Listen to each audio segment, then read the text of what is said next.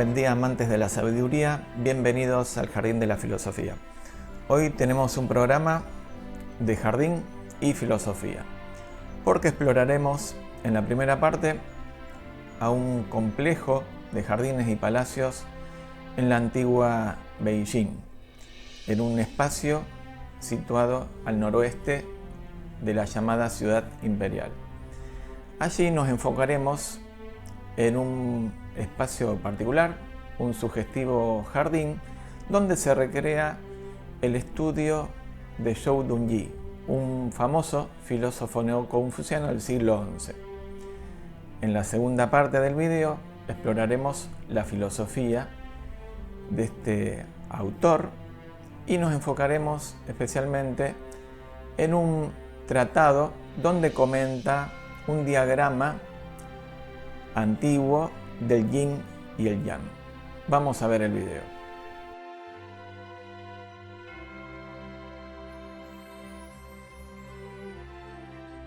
En el jardín, en todo jardín, se expresa una cosmovisión que se puede leer y reconstruir a partir de la interpretación y decodificación de su propia manifestación.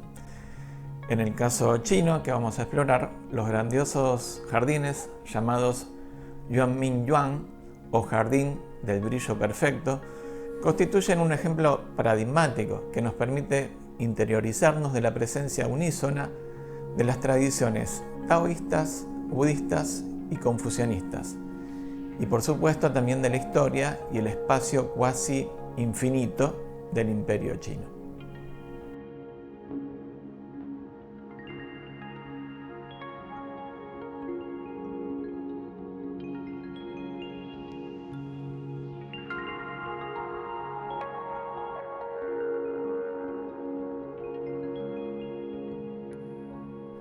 El jardín se construyó por etapas entre principios del siglo XVIII y mediados del XIX.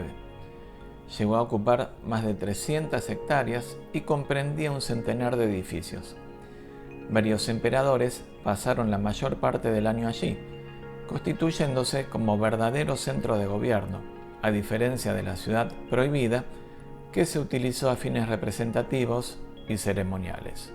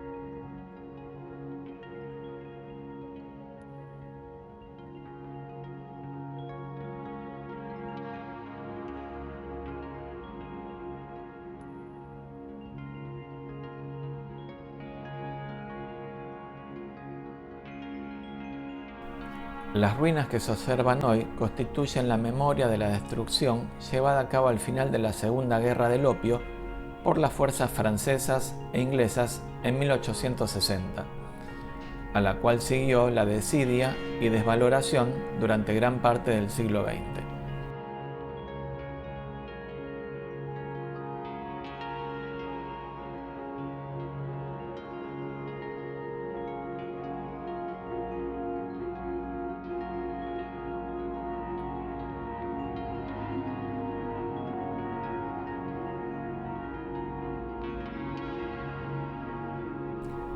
El parque se reabrió al público en 1988 y a partir de allí se viene reacondicionando en el medio del debate entre la reconstrucción y la visibilidad del pasado, como ejemplo de los efectos de la dominación extranjera.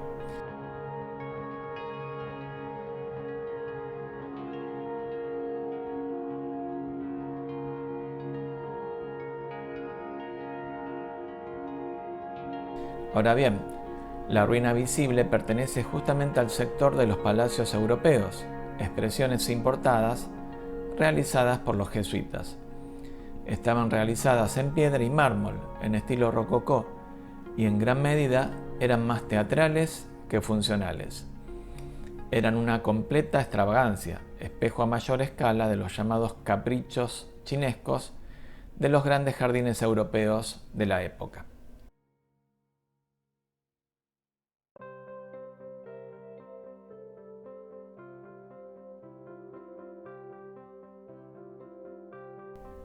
Otra posible relación con lo europeo estaba dada por las representaciones de poblados autóctonos de montaña, que nos recuerda a la aldea de la reina, mandada a construir por María Antonieta en Versalles. Convivencia del oro y el arroz. Más allá de este ejemplo, lo cierto es que el Jardín del Brillo Perfecto incluía una serie de 40 vistas famosas de China. En una ocasión se retrataron en pinturas sobre seda que fueron acompañadas por un poema alusivo compuesto por el emperador. Podemos intuir que el complejo de palacios y jardines era un verdadero cosmos en miniatura que abrigaba no solo el espacio geográfico físico, sino fundamentalmente el cultural. El extenso complejo se constituía como una representación ideal del espacio, la historia, la cultura, la religión, el Estado y la filosofía de China.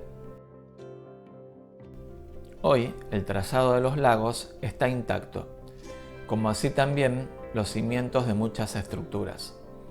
Allí podemos observar los representantes de las tres vertientes religiosas y filosóficas.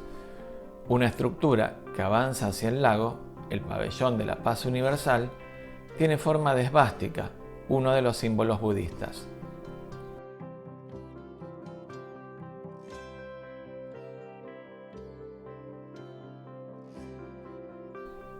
En el centro del grandioso lago del oeste se encuentra la isla de los inmortales, que rememora un antiguo mito taoísta.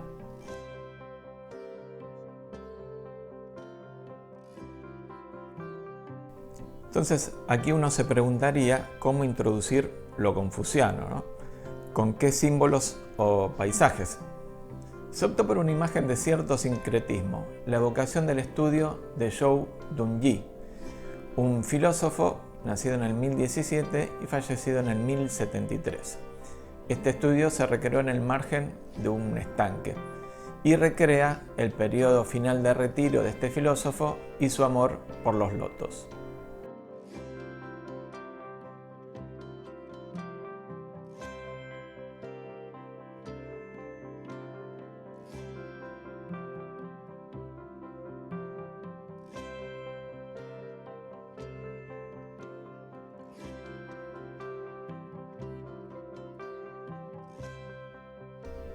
En la bella pintura, gracias a la cual conocemos cómo era la escena, podemos observar una isla central con una serie de edificios, pagodas y templetes, kioscos repartidos en las márgenes del lago, un puente rojo y agrupamientos de rocas. El jardín chino se destaca por su sutil armonía entre lo humano y lo natural, entre el ángulo recto de la arquitectura y las formas orgánicas del terreno, las rocas y la vegetación. El protagonista aquí es el Jardín Oriental de Lotos. Una singular construcción, una galería perimetral sobre pilotes, abraza un sector del estanque con lotos. Los mismos son un símbolo de pureza, ya que se elevan desde el lodo del fondo del estanque a la luz y florecen. En un poema, Zhou Dunyi los describe. Yo solo amo los lotos, que salen del lodo pero no se contaminan. Se mantienen recatados luego de bañarse en el agua clara. Huecos y erguidos, no se inclinan ni ramifican. difundiéndose más y más, su fragancia es delicada, firmes e impecables como una pagoda. Se pueden ver de lejos, pero no se pueden profanar estando cerca.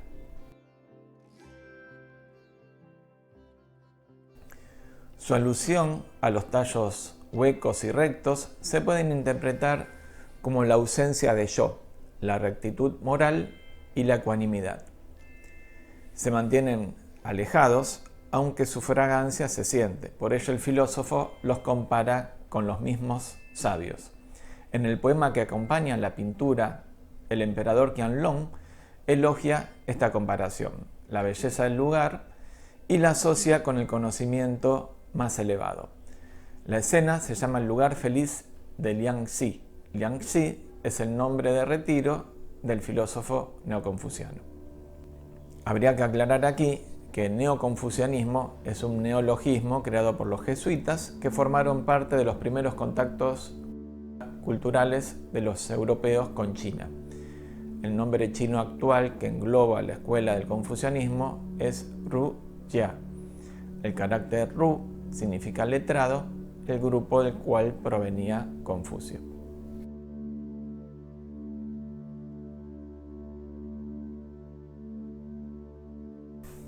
Haremos una breve referencia al autor para contrarrestar esta sensación de que la filosofía llamada oriental sale de la nada o cae del cielo. Zhou nació en una familia de académicos funcionarios en la provincia de Hunan. Después de la muerte de su padre, cuando él tenía unos 14 años, fue adoptado por su tío materno, Zheng Xiang, a través de quien más tarde obtuvo su primer cargo en el gobierno. A pesar de la creciente importancia del sistema de exámenes del servicio civil para determinar el estatus en la sociedad de la dinastía Song, Zhou nunca obtuvo el título de Jinshi, que es el grado más alto ofrecido por el antiguo examen imperial chino. No fue por incapacidad, sino que Zhou se negó a participar en el sistema de exámenes de la función pública. En consecuencia, aunque se ganó elogios por su servicio en una carrera oficial muy activa, nunca llegó a un puesto alto. Desde que tenía 20 años, fue ocupando diferentes puestos en la administración imperial. Entre 1061 y 1064 fue profesor de la Dirección de Educación y prefecto adjunto. Es en esa época que construye su espacio de retiro, al que le llama Liangxi, arroyo Liang, recordando así el nombre de un arroyo en la aldea natal de Zhou. Liangxi se convertirá en su nombre honorífico. El estudio fue realizado en 1062 al pie del monte Lu, lugar destacado para la cultura, el arte de la poesía y la pintura, sede de innumerables templos budistas y taoístas, como así también de la Academia de la Gruta del Ciervo Blanco, un importante centro de estudios del confucianismo. En definitiva, un lugar ideal para la filosofía. Durante su vida, Zhou no fue una figura influyente en la vida política o intelectual. Tenía pocos estudiantes formales. La figura de Zhou, dado su bajo perfil, pudo haber pasado desapercibida si no hubiera sido valorada y encumbrada por Zhu Xi, el verdadero arquitecto de la escuela neoconfuciana, que va a dominar la filosofía china durante más de 700 años. Este último habría recibido las enseñanzas de Zhou Dunyi a través de los hermanos Chen, dos famosos filósofos de la misma escuela que fueron educados en su adolescencia por Zhou. Sus contemporáneos lo recordaban más por la calidad evidente de su personalidad y su mente. Era conocido como un hombre cálido y humano que sentía una profunda afinidad con la naturaleza y una aguda percepción del llamado camino del cielo, el orden natural y moral que exploraremos a continuación. Para los confucianos posteriores personificó la virtud de Chen, autenticidad, la plena realización de la bondad y sabiduría innatas en la naturaleza humana.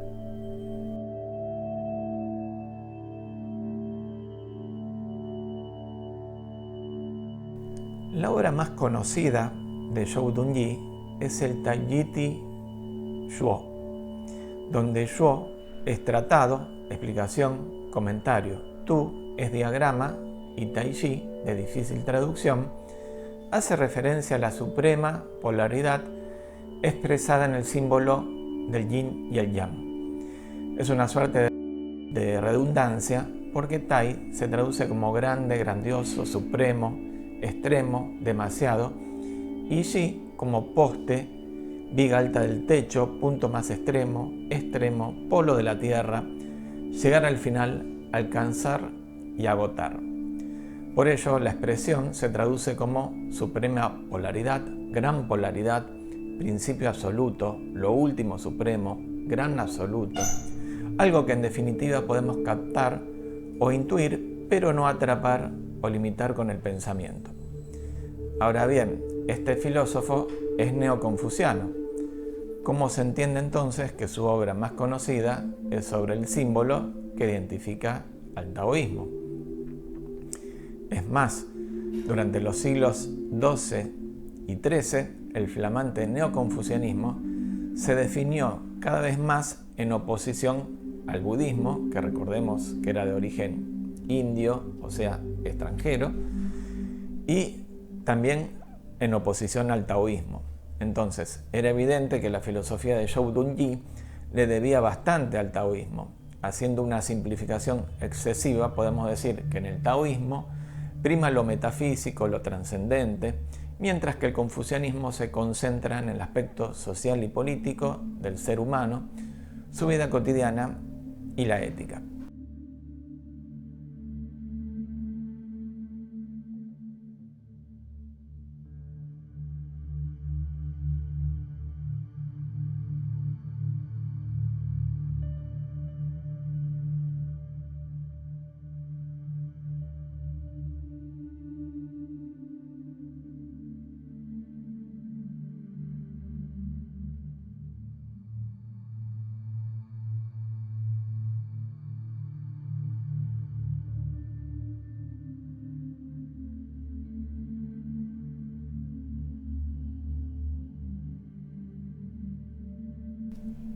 Los escritos de Zhou avanzan hacia la integración de las dimensiones metafísica, psicofísica y ética de la mente, principalmente por medio de los conceptos de polaridad suprema, Taiji, autenticidad, Chen, y la interpenetración de actividad, Dong, y quietud, Jing. En el diagrama, al seguir la progresión desde un principio absoluto, el Wu-Yi, se arriba a tesis éticas que responden a valores confucianistas y lo fundamenta en una cosmología. El resultado es la fusión de la ética confuciana, los conceptos metafísicos del libro de los cambios, el I Ching, y el naturalismo taoísta.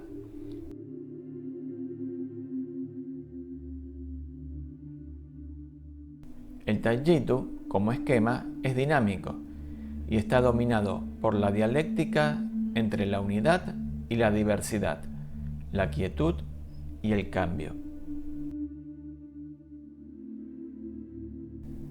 Antes de pasar a la descripción y comentario del Taijitu, aclaremos que el diagrama aparentemente no fue creado por Zhou Dunyi, sino que se le adjudica a un sabio taoísta del siglo anterior a la vida de este filósofo neoconfuciano, o sea, del siglo X.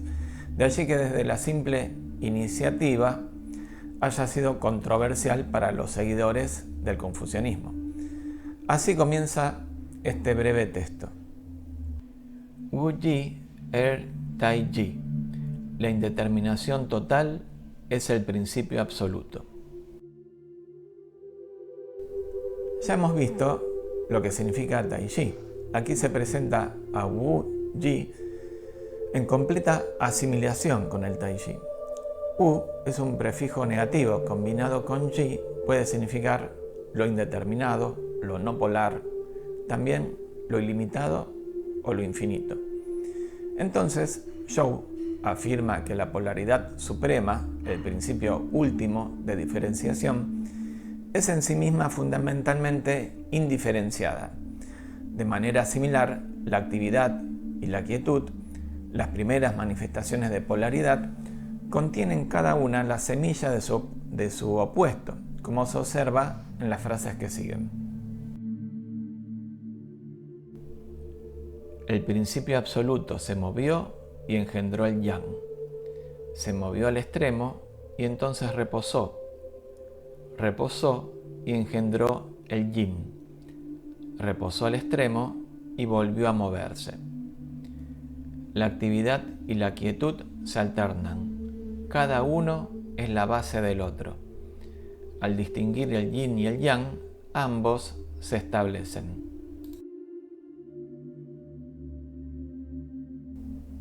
Este proceso previo a toda manifestación se basa en definitiva en la dualidad, indiferenciada de movimiento y quietud.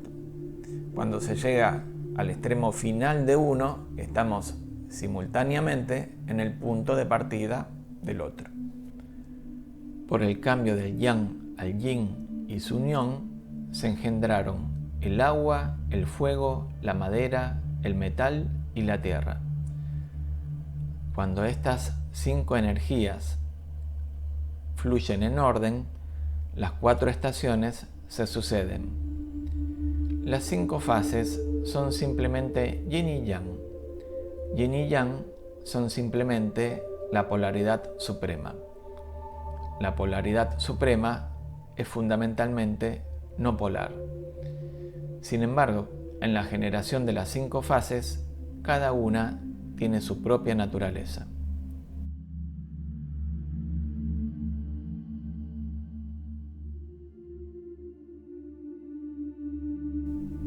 Cuando, avanzando en el diagrama, se generan los 5 elementos, en realidad estamos hablando de modalidades de la misma energía.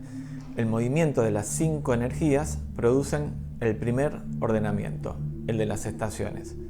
Se ha salido del caos, de lo indeterminado, del Wu-Ji, y ya tenemos un principio de ordenamiento. Pero al mismo tiempo, esto no implica un desarrollo, porque cada nivel de manifestación es una simple presentación de lo mismo, en definitiva, del Wu-Ji. Se puede distinguir si cada fase o elemento tiene su propia característica, pero observando detenidamente vemos que el Wu-Ji está presente en cada uno y es lo mismo que la polaridad suprema. Prosigue así la explicación.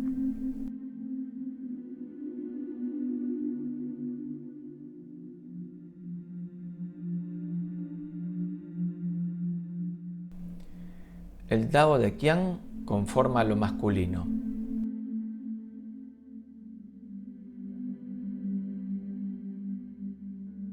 El Dao de Kun conforma lo femenino.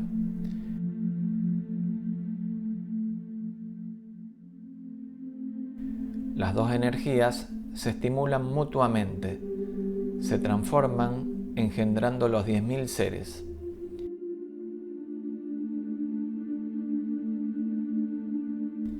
Las 10.000 cosas son engendradas y engendran cambiando y transformándose sin agotarse. El Dao o Tao es el fundamento, el principio, traducido también como camino. Qian, el cielo, y Kun, la tierra, son los dos primeros hexagramas del I Ching. Qian es el principio creativo, lo que engendra. Kun es lo receptivo, lo engendrado. Ambos principios se complementan y engendran todo lo que existe, todo lo manifiesto. 10.000 es sinónimo de innumerables en la cultura china.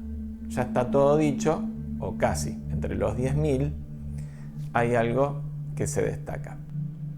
Solo los seres humanos obtienen su excelencia y son los más inteligentes. Una vez que su forma es engendrada, su espíritu conoce. Las 5 emociones innatas se mueven, se separan el bien y el mal y surgen los 10.000 asuntos. El sabio resuelve estos asuntos con centralidad, corrección, humanidad y rectitud, y enfatiza la quietud. Así el sabio se une a la tierra y al cielo por su virtud, se une al sol y a la luna por su esclarecimiento, se une a las 4 estaciones por su orden, se une a los espíritus y divinidades por su buena o mala fortuna. Zhou combina una profunda espiritualidad con un énfasis en la moralidad y la política. Coloca este ideal humanista dentro de una visión cósmica donde las fuerzas de la creación encuentran su máxima expresión en los seres humanos. Zhou Dunyi, asimilado al loto y al ideal ético, resplandece sutilmente en esta bella y recóndita escena del jardín del brillo perfecto. Muchas gracias por llegar hasta aquí. Si les gustó el video, les invito a suscribirse, a activar la campanita para recibir las notificaciones de los próximos programas y, como siempre les digo, a compartir este canal con todo el mundo. El próximo programa hacemos un triple salto mortal, nos vamos de China a la antigua México, vamos a explorar la cosmovisión azteca y vamos a ver en particular cómo concebían la relación con la totalidad a través de la vía del sacrificio. Hasta la próxima. Paz a los 10.000 seres.